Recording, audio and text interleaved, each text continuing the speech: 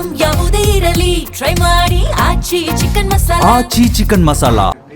ಬಾಗಲಕೋಟೆ ದಾವಣಗೆರೆ ಎರಡೂ ಕ್ಷೇತ್ರದಲ್ಲಿ ಬಹಳ ದೊಡ್ಡ ಅಂತರದಲ್ಲಿ ನಾವು ಗೆಲ್ಲೋದು ನಿಶ್ಚಿತ. ಅದನ್ನು ತಡೆಯೋದಕ್ಕೆ ಯಾರಿಂದೂ ಸಾಧ್ಯ ಇಲ್ಲ. ಈಗ ಮಹಿಳಾ ಮೀಸಲಾತಿ ಬಗ್ಗೆ ನಾವು ಬಹಳ ದಶಕಗಳಿಂದ ಮಾತಾಡ್ಕೊಂಡು ಬರ್ತಾ ಇದ್ದೇವೆ.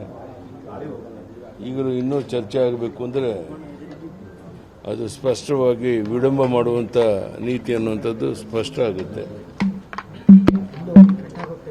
ಇದು ರಾಜಕೀಯ ಲಾಭಕ್ಕಾಗಿ ತರಲಾಗ್ತಿದೆ ಅನ್ನೋ ಮಾತು ತಪ್ಪು. ಒಳ್ಳೆಯ ನೀತಿ ಯಾವಾಗ ಬಂದರೂ ಸಹ ಒಳ್ಳೆಯದು.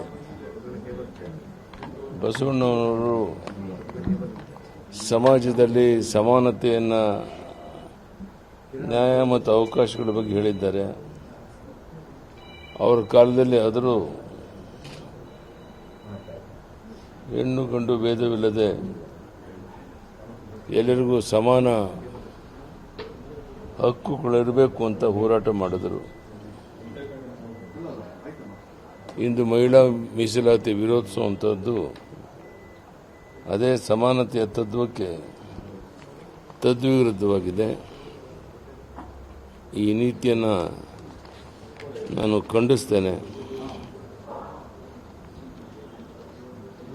ಬಸವಣ್ಣನವರು ಅನುಭವ ಮಂಟಪದಲ್ಲಿ ಮಹಿಳೆಯರಿಗೆ ಸಮಾನ ಅವಕಾಶ ಇತ್ತು. ಅಕ್ಕ ಮಹಾದೇವಿ ಮುಂತಾದವರು ತಮ್ಮ ಅಭಿಪ್ರಾಯಗಳನ್ನು ಮುಕ್ತವಾಗಿ ವ್ಯಕ್ತಪಡಿಸುತ್ತಾ ಇದ್ದರು.